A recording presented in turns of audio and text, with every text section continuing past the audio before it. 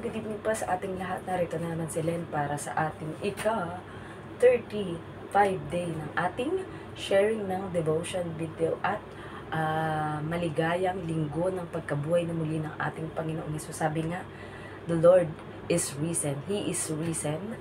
Kaya kagaya ng pagtatagumpay ng ating Panginoong Hesus sa kamatayan at kasalanan, tayo rin ay kasama niyang muling nabuhay mula sa kamatayan sa ating kasalanan, sa lahat ng mga takot, ng ating mga unforgiveness, mga kawalan ng pag-asa sa buhay. So, ang Panginoong Yesus ay napagtagumpayan na yan, kaya kasama niya tayo na nagtagumpay at victorious sa buhay, at anumang pagdadaanan natin ay makakayanan natin dahil si Jesus ay nauna nang nagtagumpay. So, bago tayo magpasimula, huwag po natin kalimutan ang manalangin. Ama namin Diyos na makapangyarihan sa lahat, muli nagpapasalamat po kami para sa magiging pag-aaral na ito, Panginoon.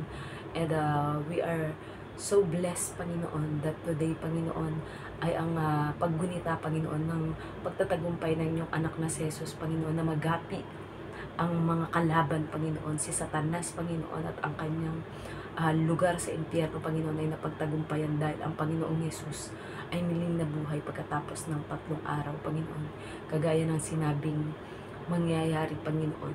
At alam po namin, Panginoon, that your power, Lord God, is unstoppable, Panginoon. Kaya we declare, Lord God, na mga pagdadaanan namin sa buhay, Panginoon, hindi ito magtatagumpay, Panginoon, pagkat alam namin na kagaya sa sinasabi ninyong salita sa Jeremiah 29:11, that you know what is your plan for us, plans to prosper us and not to harm us, plans to give us hope and a future. Kaya alam po namin, Panginoon, na may magandang nakahanda kayo na plano para sa aming Panginoon, at magtitiwala kami, Panginoon, na magaganap ito sa aming buhay, Panginoon. And we declare the victory, Panginoon, sa aming pagbubulay-bulayan na salita ngayon, Panginoon. Alam namin, Panginoon, na marami ang mahihipong puso, Panginoon, at isip, Panginoon, upang magbalik loob sila sa inyo at tanggapin ang inyong anak na si Jesus bilang Diyos at tagapagligtas, upang makamit ang kalayaan at ang tagumpay, Panginoon, na mapagtagumpayan ang lahat ng mga pagsubok, problema, at kalungkutan man na nararanasan sa mundong ito, Panginoon. Ikaw nawa ang maghari, Panginoon, ang iyong anak na si Jesus at banal na Espiritu sa gagawin ng pag-aaral ngayong gabi. We honor you and we glorify your holy name. This we pray in the Father, Jesus Christ.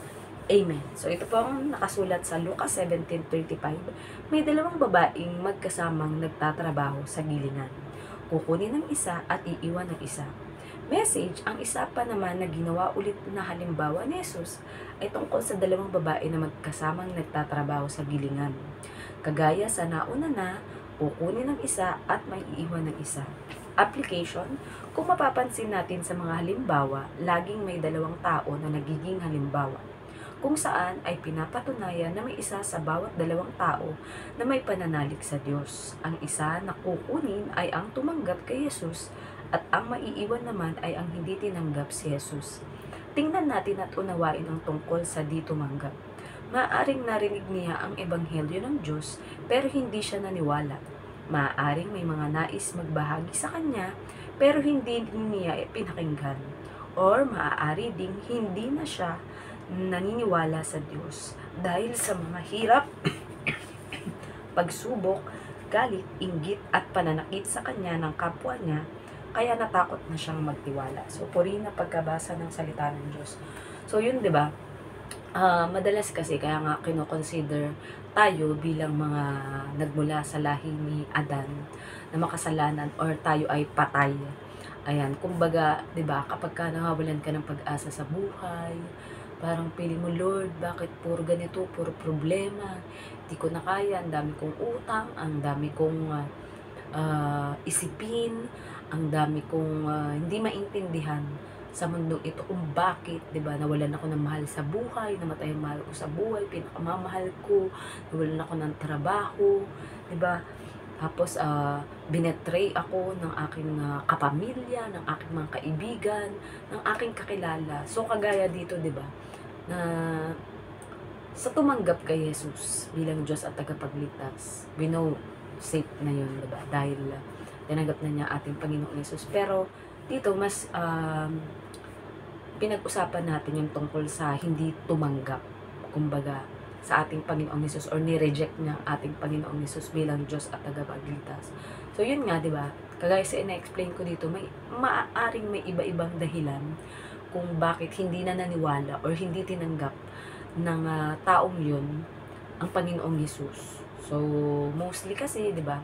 Halimbawa, sinubukan niya nga na tawag dito na makinig, pero ang nangyari sa kanya, kumbaga sa expectation niya, halimbawa sa mga kasama sa simbahan, sa mga kaibigan, akala niya sobrang perfect na, kumbaga walang magiging pagkakamali. Pero nung may nakita siyang pagkakamali, kumbaga nadismaya siya. Sabi, ay ganito pala kapag nung tumanggap sa Panginoong Jesus, akala mo wala nang, akala ko masaya na, smooth sailing na, wala nang mga pagsubok, wala nang mga ganito, akala nyo talagang hayahay na and everything.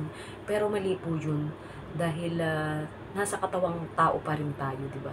So normal na may mga natural law sa mundong ito na halimbawa kapag pinili mong gawin yung masama, di asahan mo na magiging bunga nun ay hindi rin maganda sa iyo, di ba? Kumbaga, sabi nga, what goes around comes around. Ayan, yan tinatawag sa atin most commonly as karma, pero tunay po talaga yun. Kung ano yung ginawa natin, yun din yung babalik sa atin, di ba? So, kung gumawa ka ng kabutihan, asahan mo na kabutihan din yung darating sa iyo, di ba?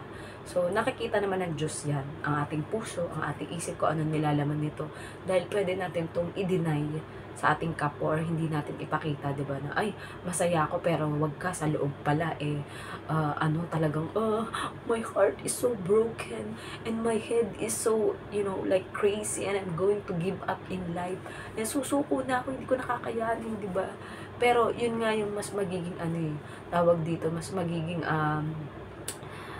point mo para magbalik loob sa Diyos na kumbaga, hindi mo kasi kakayanin pag sa sarili mo lang na ay, kapag nagtrabaho ko ng matindi, nag-hard work ako, magtatagumpay ako sa buhay, di ba?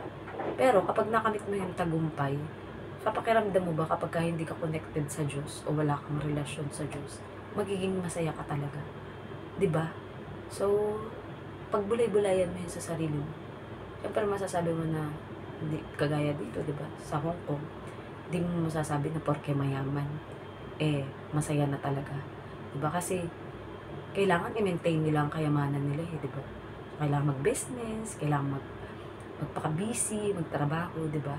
Pero, kapag wala silang connection sa Diyos, at nagiging abala sila sa pagiging workaholic, or para kumita ng mas marami pang pera o para ma-maintain yung kayamanan nila, di ba? So, nasasayang yung oras nila. Akala nila, nakakaipon ako ng maraming pera para yumaman ng yumaman ng yumaman.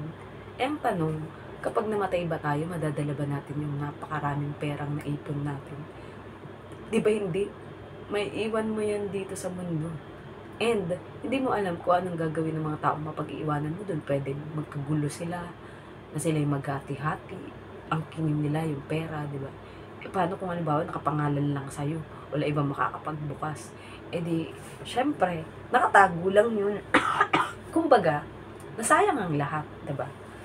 Kaya nga, hanggat maaari, kung halimbawa, sobra-sobra naman ang kayamanan mo, kailangan gamitin mo yung pera mo para mag-enjoy sa buhay, kumbaga. Pero syempre, hindi sa gawaing masama. Kung halimbawa gusto mo siya itulong sa charity, magpakain ka ng mga nagugutom, magpaaral ka ng walang kakayahan na magpaaral, di ba? Magtayo ka ng ospital kung mayaman-yaman ka talaga. O kaya magtayo ka ng school para sa mga kailangan makapag-aral na walang pang-paaral, di ba? O kaya pabahay sa mga walang bahay. So, marami kang pwedeng gawin na paraan kung alam natin na ibibigay sa ni God yung wisdom, especially kapag tawag dito, tinanggap mo na ating Panginoong Hesus bilang Diyos at tagapagligtas. And normal talaga yan na makakaranas tayo ng kagaya, example na nga lang sa pagbabasa ng salita ng Diyos, diba? Kung hindi mo talaga to didibdibin and itatalaga mo talaga yung sarili mo na I need to study the Word of God. Gusto kong makilala ng lubos ang ating Panginoong Diyos, ang ating Panginoong Hesus at ang banal na Espiritu. at gusto kong magkaroon ng fresh revelation every day kung ano yung magiging explanation tungkol sa binasa kong Bible verse na ito. Plus, sa pakikinig ng mga Word of God mula sa mga anointed preachers.